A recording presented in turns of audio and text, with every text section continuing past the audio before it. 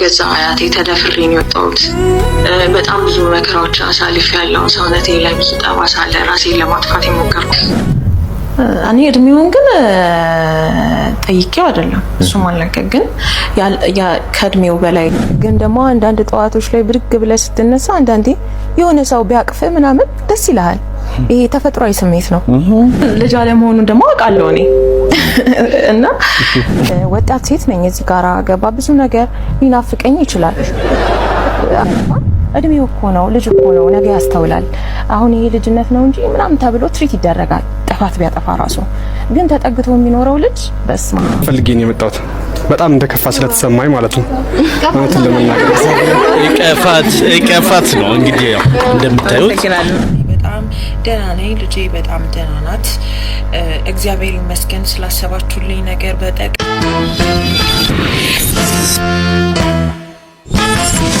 ሰላም እንዴት ናችሁልን? እንዴት ከርማችኋል? አቤት ሚዲያ እንግዲህ በአቤት ሚዲያ ስር የመጀመሪያ ዛሬ የምንጀምረው ፕሮግራም አቤት ትሬንድ ነው። በማህበራዊ ትስስር ገጽ አሉ የሚባሉ ወቅታዊ የሆኑ ዝግጅቶችን ይዘንላችሁ የምንቀርበው ፕሮግራማችን ነው። የመጀመሪያው ክፍል ነው ዛሬ። ቆይታ አብሬያችሁ ማደርገው ሳሙኤል በጋሻው ነኝ። አብራችሁን ከቆያችሁ ጥሩ ቁም ነገር የምታገኙበትን ስራ ይዤላችሁ መጥቻለሁ። እንግዲህ ዛሬ እንደመነሻ ይዘን የመጣነው ፕሮግራም የሳሚ እናት ወይም ደግሞ ጽዮን በሚል ስም የምትታወቀው እንግዲህ ቀድሞ በምን እንደምናቃት እስኪ ማስታወሻም እንዲሆን ቪዲዮን ቀደም ብለን እንዲህ በኮሜዲው ዘርፍ ነው የምናቃት። ሳሚ ፖፖ ላይ ነው በእርግጠኝነት ታውቁታላችሁ። እሱን ተመልክተን ተመልሰን እንምጣ። በቅድሚያ እኔ ይህንን ሄድሴት እስክለብስ ድረስ ላይክ ያላደረጋችሁ እንድታደርጉ እንጠይቃችኋለን። መልካም ጊዜ፣ መልካም ቆይታ ይሆንላችሁ። አቤት ሳሚ ፈልጌ ነበር። ሳሚ ፖፖ ላይ ነው። ሳሚ እኔ ጓደኛ? አዎ ፖፖ ላይ ነው። ምን ነው? ልጅ እኮ ነው ልጁ ገና 24 ዓመት እኮ ነው ገና። ምን ነው? 24 እሺ አንዴ እኔ ፈልጌ ገና አጥቧለሁ። አጥቤ ፀሐይ ላይ ደግሞ ወገቡን አሻለሁ። እርሻ ማዝሚያት አሁን እኔ ማጥባ ልጅ አይደለም እንዴ? ልጅ አይደለም እንዴ? ገና 24 ዓመት እኮ ነው። ፀሐይ ላይ ወገቡ ይታሻል። አንቺም ደግሞ ወገቡ ጠንከር ቢልሽ ይሻላል። ምንድን ነው? እሺ ልጠብቀው ምግብ አበላዋለሁ። ምግብ አምልቻ አስገሳዋለሁ እንደገና ወደ ላይ ነው። ምንድን ነው? 24 ዓመት እኮ ነው ገና። ምንድን ነው እንደዚህ ሰው? እናቱ ልሸኝሽ ወይስ ትሄጃለሽ? ለሸኝሽ እንዴ ልታስገባላት ማዘር ምንድን ነው? ልጅን ማቀው ነው እኔ ልጅነቱን ገና 24 ዓመት ሞላው። ቁመቱ መለለው ነው ብላችሁ ልታበላሹት ነው እንዴ? ሳሚ ያራህ ነው በቃ ጨርሷል መሰለኝ። እንግዲህ ሳሚ ልጄ ገና 24 ዓመቱ ነው ብላ ቀድሚያም እንግዲህ ጓደኛው እንዳልወደደቻት ያስታውቃል። ገና ስትመጣ በነገር ነው የተቀበለቻት። እንግዲህ በዚህ ነበር ወደ ሚዲያው የመጣችው። በቲክቶክ መንደር እናቃታለን ጽዮን ወይም የሳሚ እናት በሚል እንግዲህ ከዛ በኋላ ብዙዎቻችሁም እንደምታውቁት የመጀመሪያ ማራኪ ወግ ላይ ነበር የቀረበችውና ማራኪ ወግ ላይ ይህንን ዝግጅት ለምን እንደሰራችሁ ተነግራ ነበር። ይህን ቪዲዮ አይተን ተመልሰን እንምጣ። እሷም ያሳለፈችው ፍቅር ህይወት ስለነበረ ከሱ ጋር ተያይዞ ነው ሳሚ የተሰራ። የሆነ ጊዜ ላይ በእድሜ ከሚያንሰኝ ልጅ ፍቅር ይዞኝ ነበር። በእድሜ የሚያንስሽ? አዎ። እሺ እኔ እድሜውን ግን ጠይቄው አይደለም እሱ ማለከ ግን ከእድሜው በላይ ማቹር ያደረገ ሰው ታውቃለህ፣ እንደዛ አይነት ካራክተር ስለነበረው እሺ ብዙም አይደለም የ2 ዓመት ማሙት ታናሽ ነው። እሺ ከዛ ግንኙነታችን ወደ ቤተሰቦቹ ጋር ሲደርስ እኔ 26 ዓመት ሆኜ እሱ 24 ዓመት ነበር። ይሄ ፊዚካሊ ምናምን ግን ኦልሞስት ተቀራራቢ ነገር ነው። ምንም እንትን አያስታውቅም። አዎ እና በጣም አስተሳሰቡ ላይፍ ስታይሉ ምናምን በጣም በቃ እንደ 40 ዓመት ሰው ነው። እኔ ነገር አለሙን ወደ መሀል ላይ ነው ያወቅኩት። 40 ከዛ የወንድሙ ጓደኞች ምናምን ልጅ ነው ይሉኛል። በጣም አቢዩዝ ተደረግኩ ነበር። እሱ እኮ ልጅ ነው። እሺ እና ልጅ ነው በቃ ልጅ ነው። ስራውን እየሰራ አይደለም፣ ፎከስድ አይደለም። በቃ የሆነ ስራ አቋርጦ አንቺ ጋር ይመጣል። በቃ እሱ አሁን ለሱ በጣም ልጅ የሚባል ለወንድ ልጅ የሚባል ነው። በጣም ነው የደበረኝ የሆነ ሰዓት። እሺ ከዛ የሆነ ቀን ቁጭ ብለን ከእህቴ ጋር እያወራን ምናምን እሱ ብቁ ነኝ ብሎ ሴት ጋር ከሄደ በኋላ ቤተሰቦቹ እንዴት ልጅ ነህ ይላሉ? ልጅ አለመሆኑን እኮ ቼክ አድርጎ ነው ሴት ጋር የመጣው አይደል? እሱ ነው። እሺ። እና ልጅ አለመሆኑን ደግሞ አውቃለሁ እኔ እና ምንድነው እንግዲህ ልጅ አለመሆኑን ከነሱ በላይ እኔ ያውቃለሁ ብላለች። ከማራኪ ወግ ጋር ያደረገችውን ቆይታ መለስ ብላችሁ እንድታዩላት እንመክራችኋለን። ነገሮች ተባባሱና የሰይፉ ታዲያስ አዲስ ላይ ቀጥታ በስልክ ገብታ አሁን ደግሞ የተከሰተውን ነገር ያነሳችበት ነው። አሁን ስል እንግዲህ ነገሩ ትንሽ ቆየት ያለ ነው ቢሆንም የገጠማትን ነገር አካፈለች። ምን ነበር ያለችው? ሰይፉ ፋንታውን ላይ ፕሮግራም ላይ ደውላ እሱን ደግሞ ተከታትለን እንምጣ። አብራችሁን ቆዩ። በገዛ አያቴ ተደፍሬ ነው የወጣሁት። በጣም ብዙ መከራዎች አሳልፍ ያለው ሰውነቴ ላይ ብዙ ጠባሳ አለ። ራሴን ለማጥፋት የሞከርኩ ብቻዬን ስለምኖር ከልጄ ጋር ያው በተፈጠረው አንዳንድ ግጭት አንዳንድ ሰዎች የራሳቸውን ስህተት ለመደበቅ ሲሉ ሰው የሚጎዱ ሰዎች አሉ። ዝናና ስም ብቻ ያላቸው ነገር ግን እንደዚህ ህሊናቸውን የረሱ ሰዎች አሉና እኔ ያጋጠመኝ እንደዛ አይነት ሰው ነው እና በተደጋጋሚ ያስፈራራኛል በማናጀሩ በኩል ምናምን እና በቃ ህፃን ልጅሽን ማሳደግ አትፈልጊም ምናምን ነው የሚለው። በስራ አጋጣሚ ነው ያወቅኩት። ግን በቃ አቢዝ ያደርገኝ ነበር በጣም እና በጣም ትልቅ ሚዲያ ላይ ምናምን ትልቅ ስም ያለው በቃ የተከበረ ስም ያለው ምናምን ማንም ሰው እንደዚህ ሊጠረጥረው የሚችለው አይነት ሰው አይደለም። ግን በቃ ሌላ ፐርሰናሊቲ ነው ያለው ምናምን። እኔም ደግሞ ስቀርበው እንደ ጥሩ ሰው ነበር መጀመሪያ ያቀረብኩት። ያው በስራ አወቅኩት። ከዛ ደግሞ ባለው ባክግራውንድ ጥሩ ሰው ነው በሚል ነበር የቀረብኩት። ግን በጣም ባገኝ እንደዚህ በተገናኘው ቁጥር በጣም አቢዩዝ ያደርገኛል ምናምን። እዛ አሁን ደግሞ እነዛን ነገሮች እንዲያቆም ለሴት ልጅ በአጠቃላይ በእኔ ምክንያትም ሌሎች ሴቶችንም እንደዚያ የሚያደርግ ከሆነ ለማቆም እንዳለበት ሴት ልጆች እንደዚህ አቢዩዝ ማድረግ እንደሌለበት ምናምን ስነግረው ማናጀሩ ደወልና ልጅሽን ማሳደግ ከፈለግሽ አርፈሽ ቁጭ በይ አይነት ነገር እንደዛ አይነት ማስፈራሪያ ሲያደርጉኝ ፈራውና ፖስት አደረኩት የቪዲዮ። ምንድነው የጸብ መነሻ ነበረ ወይስ? የጸብ መነሻ ነበራችሁ ሲሆን ምንም አይነት የጸብ መነሻ አልነበረንም። ግን እንደነገርኩ ይሄ ሁሉንም ነገር በኃይሉ በዝናውና በገንዘቡ የሚያደርግ ሰው ስለሆነ ለሱ ሁሉም ነገር ኖርማል ነው እንጂ የጸብ ቫይብ ምናምን የለውም። ግን ሌሎች ሴቶችንም እንደዚህ እንደሚያገኛቸው ምናምን ስለማውቅ ይሄን ነገር ማቆም አለብህ እና አንተ በቃ እንደ ስምህ አይደለህም ህሊናህን የሸጥክ ሰው ነህ ምናምን በቃ እንደዚህ አይነት ነገር ተናገርኩት በአጋጣሚ ስናወራ ማለት ነው። እና እኔም ስቀርብ ለመጀመሪያ ጊዜ በቃ ጥሩ ሰው መስለኝ ነበር ምናምን፣ ግን በተቃራኒ ነው ምናምን ነገር እና ስለ ሌሎች ሴቶች አይመለከትሽም፣ ግን አንቺ መኖር ከፈለግሽ እቺን ትንሽ የህፃን ልጅ ማሳደግ ከፈለግሽ አርፈሽ መቀመጥ አለብሽ ምናምን አይነት ነገር እና በተገናኘን ጊዜ ደግሞ ሳልፈልግ እንደ መድፈር ሙከራው አድርጎብኝ ነበረ እና በትግል ምናምን ነው ከላይ ላይ ያነሳሁት እና ያን ነገር ምናምን አንስቼበት ነበረ። የዛኔም ሳገኝክ ምንም ነገር ማድረግ እንደማልፈልግ እየነገርኩ እንደዛ ስትታገለኝ ነበረ እና ሸንቴን ወጥሮኛል ምናምን ነገር እያልኩት ምናምን ነገር ሂጂና የፈለግሽበት ሽኝ ምናምን እና በጣም ትልቅ ሰው ያለው ሰው ነው እና ምን ያህል ሴቶችን እንደዚህ አቢዩዝ አድርገሃቸዋል፣ ምን ያህል ሴቶች አምነውክ በእንደዚህ አይነት መንገድ አልፈዋል ምናምን እና አሁን ራሱ ይህን ፖስት ያደረኩትኝ እኔ ማለት ሚዲያ ላይ ያውቃሉ፣ ቲክቶክ ላይ ብዙ ሰዎች ያውቃሉ የመጣሁበት መንገድ።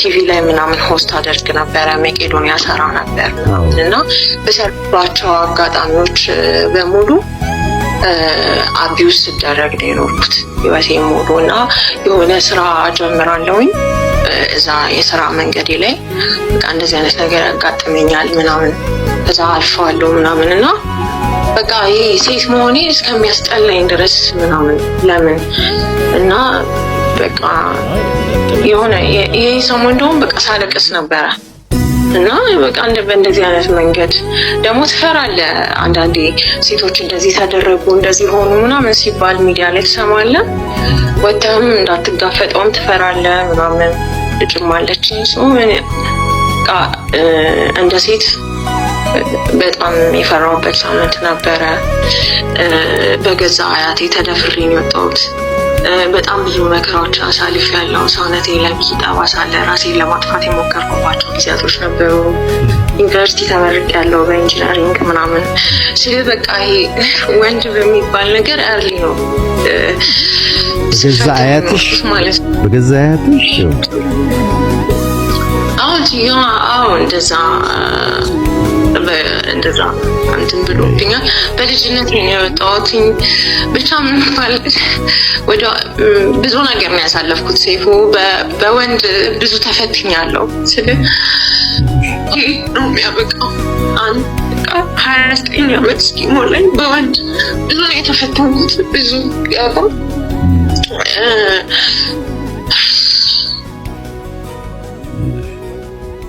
እንግዲህ ክብራትና ክብራን እንዳልኳችሁ ይሄን ነገር በሬዲዮ ወጣችና ተናገረች ታዲያስ አዲስ ላይ ወዲያው የተለያዩ ሰዎች ወደ ማህበራዊ ትስስር ገጽ መጡና ሐሳብ አስተያየት ሰጡ ይሄ ወንድም እስኪ ያለውን እንስማ እናንተም እንግዲህ ከሰማችሁ በኋላ ምን ተሰማችሁ የሚለውን በሐሳብ መስጫው ላይ ብታስቀምጡልኝ ደስ ይለናል እስኪ አድምጠን ተመልሰን እንምጣ ደግሞ ይዲናል የትኛው በትሽ ነው ይዲናል እንደዚህ አያትሽ ባድሽ የሆነ ታዋቂ ሰው ምናምን ይረባረቡብሽ አንድ ጭቆ ብቻው ያጨብጭብ የሆነ ችግር አለብሽ ማለት ነው እንግዲህ ይሄ ራሱ ሐሳብ በጣም ብዙ መነጋገሪያ ሆኖ ነበር እንደሰማችሁት ነው በየትኛው መልክሽ ነው አያትሽ ባልሽ ሌሎች ሁሉ የሚረባረቡብሽ በየትኛው መልክሽ ነውና አንቺ ራሱ ችግር ቢኖርብሽ ነው የሚል ነገር ነው የተናገረው ለዚህ ራሱ ከስር በጣም ብዙ ኮሜንት ተሰጥቶታል እሱ ራሱና ገባ ብላችሁ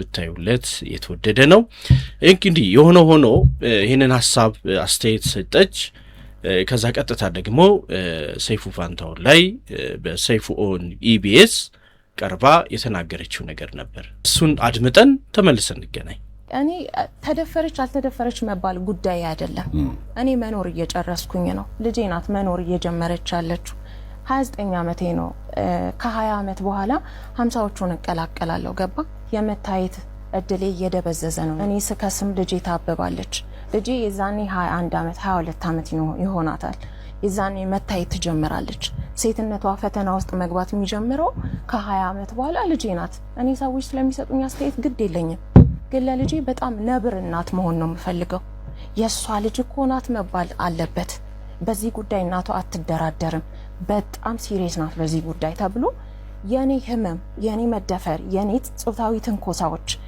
ለልጄ አደገኛ አጥር እንዲሆን ነው የምፈልገው ልጄ ሴፍ እንድትሆን ፈልጋለሁ ወደ ኋላ ተመልሼ ምንም ነገር ማግኘት አልችልም አይደለም ጥሩ ልጅነት እንዲኖረኝ ማድረግ አልችልም ያ ሁሉ አልፏል ልጄ ውስጥ ግን ሁሉንም ነገር ማየት ፈልጋለሁ እኔ ትላንትና በቤተሰቦቼ በማቃቸው ሰዎች በተለያዩ ሰዎች ድጋፍ አልተከራከሩልኝ ይሆናል የቤተሰብ ክብር ነው ተብሎም ተሸፋፍኖ አልፎም ሊሆን ይችላል ይሄ ጉዳይ እኔ ግን ክብሬ የልጄ መልካም ነገሮች ናቸው እንጂ የኔ አይደለም ገባ እና ስለመኖር ሰዎች ስለሚሰጡኝ አስተያየት ግድ የለኝም እኔ ህይወቴ ልጄ ናት ልጄ 20 ዓመት ሲሞላት ማንንም ሰው እንደፈለገ የሚናገራት ልጅ እንድትኖረኝ አልፈልግም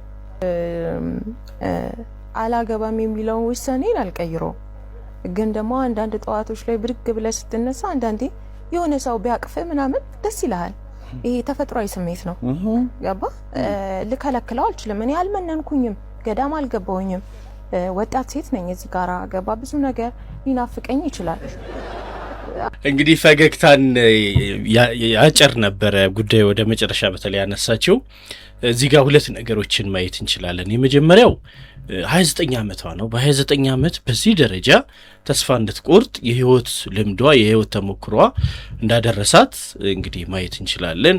በጣም በብዙ ውጣ ውረዶች ውስጥም እንዳለፈች ያነሳች ነበረ። እንግዲህ ዝርዝር ያሉ ነገሮች ሰይፉ ኦን ኢቢኤስ ላይ በኢንተርቪው ስላደረገች እሱን እዛው ማግኘት ይቻላል። ሁለተኛው ነው ትልቁ ነገር አላገባም ያለችበት ነበር። በቃ አላገባም፣ ባል እንዲኖረኝ አልፈልግም፣ ይበቃኛል፣ እኔ ይልቅ ለልጄ ነው ከዚህ በኋላ መኖር የምፈልገው። አንዳንዴ ልክ በ29 ዓመት ያለች ሴት በቃ ጨርሽ ያለው ብላ ስትናገር ለማመን በጣም ይከብዳል። ገና ብዙ ህይወት ይኖራል ከዚህ በኋላም እና እንግዲህ መጨረሻ ላይ ደግሞ ያ ፈገግታን ጭራብን አልፋለች። አሁንም ቢሆን ከጎኗ ሆነው ሀሳብ አስተያየት ሲሰጡና ከሷ ምን እንማራለን የሚለውን የተለያዩ ቲክቶከሮች ሲሰሩበት አይተናል። ይህን ደግሞ ተመልክተን እስኪ እንምጣ። ዘመድ ቤት ያደገ ልጅ ልጅነት አለው ብዬ አላስብም። በፊት አንድ ቪዲዮ ሰርቼላችሁ ነበረ። በትዳር ውስጥ ሆናችሁ ችግር ሲገጥማችሁ እኔ ምን ሆናለሁ ለልጆቼም ደግሞ እናት አባቴ፣ አክስት፣ ወንድም፣ እህት፣ ወንድም እያላችሁ ዘመድ አትቁጠሩ፣ እነሱ ያሳድጉልኛል፣ እነሱ አሉልኝ ብላችሁ ባካፕ እነሱን አታስቀምጡ የሚል ቪዲዮ። በእርግጥ የሳሚናት ሴናሪዮ የተለየ ነው። ነገር ግን ዘመድ ቤት ማደግ ልጆች ላይ ያለውን ተጽዕኖ በሚገባ ሳይታናለች አይደለም። ዘመድ ቤት ተጠግቶ ያደገ ልጅ እንደ ልጅም አይታይም። ለምሳሌ አሁን የቤቱ ልጅ ጥፋት ቢያጠፋ እድሜው እኮ ነው፣ ልጅ እኮ ነው፣ ነገ ያስተውላል፣ አሁን ይሄ ልጅነት ነው እንጂ ምናምን ተብሎ ትሪት ይደረጋል። ጥፋት ቢያጠፋ ራሱ ግን ተጠግቶ የሚኖረው ልጅ በስማ የ40 ዓመት የምክር አገልግሎት ይሰጠዋል፣ ይሰደባል፣ ሊመታም ይችላል። የሱ ጥፋት ከልጅነት አንፃር አይታይም። ሞከር ያለባችሁ እናንተ የተማመናችሁባቸው ቤተሰቦቻችሁ ባይኖሩ ምን ያህል ለዛ ትዳር ለዛ ቤተሰብ ሰስቴነብል ሆኖ መቀጠል ትሞክሩ ነበረ? ወይንስ ገና ለገና እነሱ ስላሉ ነው የደከማችሁት ወይም ደግሞ የሰለቻችሁ? ያን ያህል ሞክሩ፣ እስኪሞት አይደለም። ካልሆነ ግን ልጆቻችሁን ራሳችሁ አብላችሁ አጠጥታችሁ ቤታችሁ ራሳችሁ ስር ለማሳደግ የሚሆን አቅም እንዴትም ብላችሁ አድርጉ።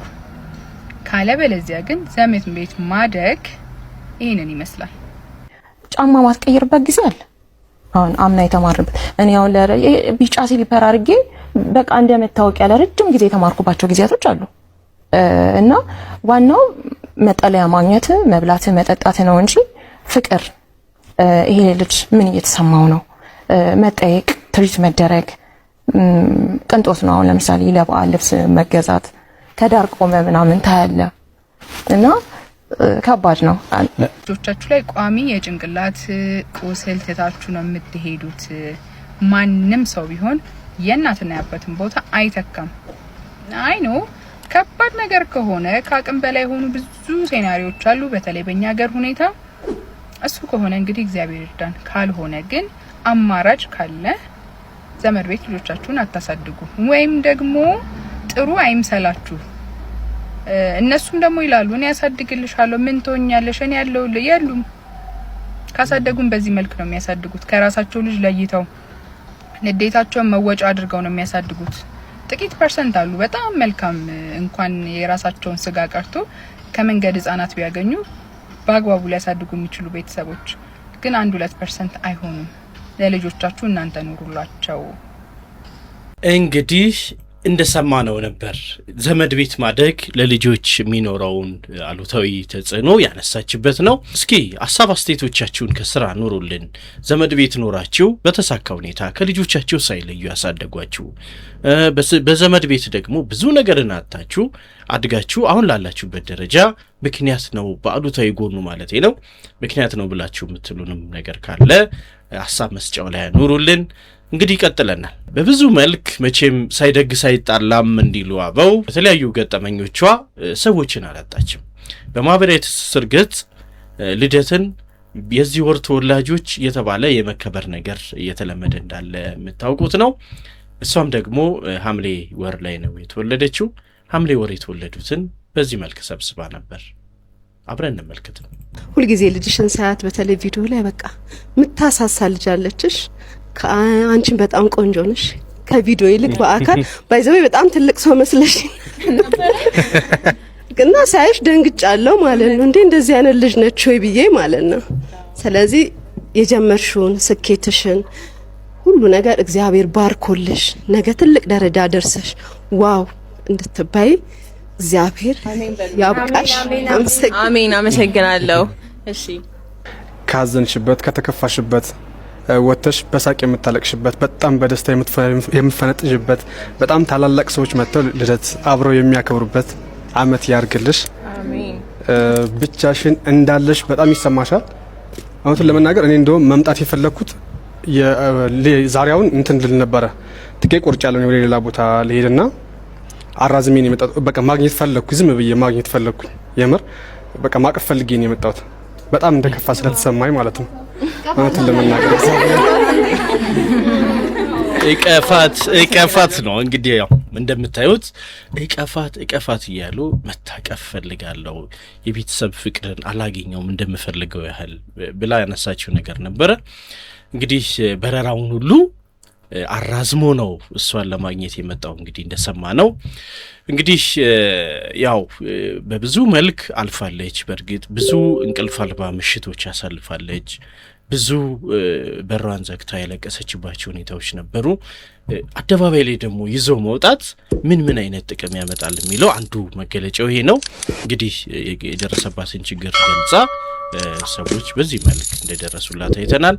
እንግዲህ ይህንንም ሀሳብ የሚደግፍልኝ ሌላ ቪዲዮ ደግሞ በቀጣይ ሰርታለች። ምክንያቱም መነሻው ወደ መካከል ላይ እያየን ይሄ ታዋቂ ሰው ዛቻ እያደረሰባት እንዳለ ልጅሽን ማሳደግ አትፈልጊም ወይ በተለይ በማናጀሩ አማካኝነት ደውሎ ይሄንን እንዳላት ተናግራለችና ስለዚህ ምንድነው ያለው ነገር መለስ ብለን ደግሞ ማየት እንችላለን። እንግዲህ ጠቅለል ስናደርገው በመጨረሻ ላይ የሰጠችው ቪዲዮ ይሄ ነው። እናንተም ሐሳብ አስተያየቶቻችሁን ታኖሩልንና ጠቅለል እናደርገዋለን። እንግዲህ ይህ ታዋቂ ሰው ማን ነው የሚለውንም በዚህ አጋጣሚ የራሳችሁን ግምት አስቀምጡ። በጣም ብዙ ሰዎች በመላምት ገሌ ነው እያሉ ያው ፎቶ ሲለጥፉ እንደነበር አይታችኋል። የእናንተምንም ግምት እዚሁ ላይ አስቀምጡልን። እንግዲህ ይሄ ወቅታዊ ሁኔታዎችን ተመርኩዘን የምንሰራው ፕሮግራማችን ነው። አቤት ትሬንድ ይባላል።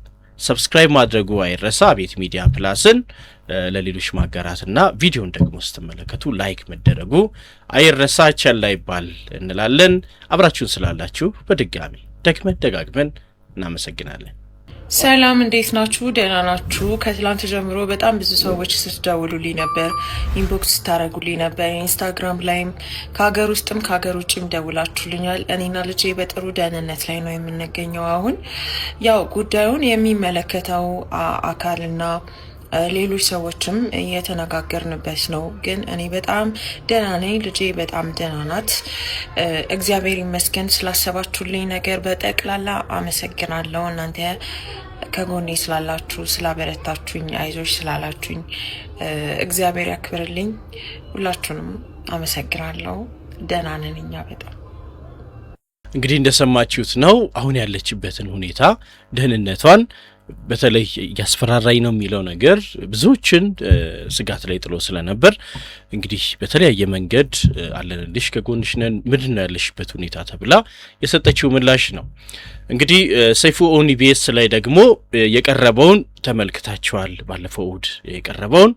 ስለዚህ እሱንና እስካሁን የመጡትን አብሮ ማየት ይቻልና የራሳችንን ሐሳብ አስተያየት እንድንሰጥበት ፈልጋለሁ። የአንድ ሰው ጉዳይ የኔ ነው ብላችሁ አጠገቧ የነበራችሁትን በሙሉ እንደ ዝግጅት ክፍልን ማመስገን እንወዳለን። በተለይ ጥፋተኞች ከጥፋታቸው እንዲመለሱ ሰው የሚያደረገው ርብርብ እንግዲህ እንደ ዝግጅት ክፍል በጣም አስደሳች ነው።